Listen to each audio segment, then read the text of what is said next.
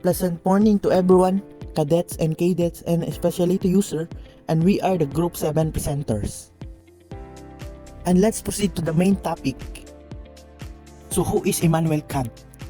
He is the one of the most influential philosopher in Western philosophy. Kant was born in 1724 and eventually died at 1804. And he contributed to the field of metaphysics, ethics, and aesthetic among others. Kant argues that while sensation and impression initiate our understanding, there's a vital internal process that organizes this into meaningful knowledge and ideas. And also, unlike Emperor's lack, Kant asserts that the reason, not just experience, but it is the form of basis of knowledge. He likens it to recognize a visual effect on TV. Experience suggests its presence, but the reason identifies it as a computer-generated. And also, Kant posits that a self-orchestrate and combine our experiences independent of sensory input, transcending even consciousness. So to better understand what Immanuel Kant trying to say, let's put it into example scenario. Example is, you're watching a TV and suddenly you see a bright visual effect and your eye tells you that it's real, but your mind say that it is a computer-generated magic. This is exactly what a great philosopher Kant trying to talk about. So Immanuel Kant saying that our mind are not just empty boxes waiting to be filled with experiences. We got this inner cold self that puts everything together and help us to make sense of the world, but it helps us to understand how we know and what we know. These are the few examples of Immanuel Kant's notable work in his life. These are the few examples of Kant's extensive body of work, which encompasses not just philosophy but also anthropology, religion, and other subjects. His writing continue to be studied and influential in various academic disciplines.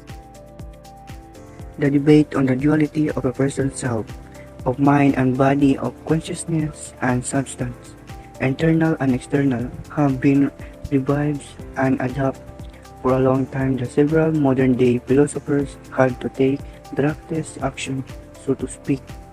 This action is the rejection of the duality. These are Gilbert Ryle, Maurice Jean Merleau-Ponty, and Paul Churchland.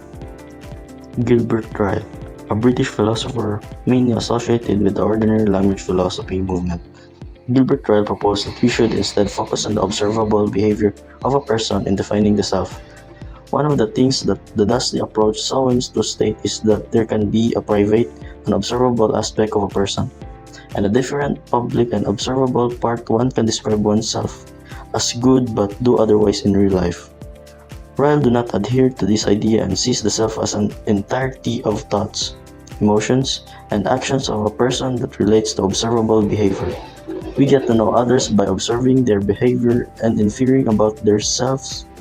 We can apply the same observation and reflection on ourselves. Jean Merleau-Ponty, a leading French essentialist and phenomenologist, also contributes to the idea by stating that mind and body are interconnected with each other and therefore cannot be separated. Our bodies are a connection to the external world, including other people, thus all experiences are embodied. This also includes the thoughts and emotions of a person. To clarify, Merleau-Ponty, a thinker from France, said that our minds and bodies are connected and cannot be separated. He believed that our bodies link us to the outside world, including other people, making all our experiences, thoughts, and feelings connected to our physical existence.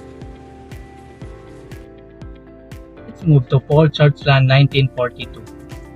Paul Churchland further utilized knowledge from other academic and research fields to talk about the self as well as the mind. It's also a proponent of eliminated materialism. Argues that traditional terms used to describe the mind are outdated and should be replaced with scientifically grounded language based on neuroscience. Neuroscience suggests that mental states are connected to brain activity, implying that the self is located in the brain.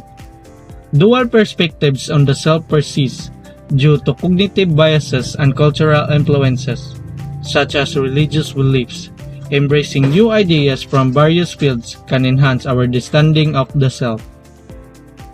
So Paul Churchland talks about the mind and the self using information from different areas. He's all about eliminated materialism, saying we should use more science-based words instead of old terms for the mind, like our brain's activity is linked to our thoughts. It's all in the brain. Also, some people see the self differently because of how our minds work and what we believe. Learning from different areas can help us get a better picture of ourselves. And that's all, and thank you for listening.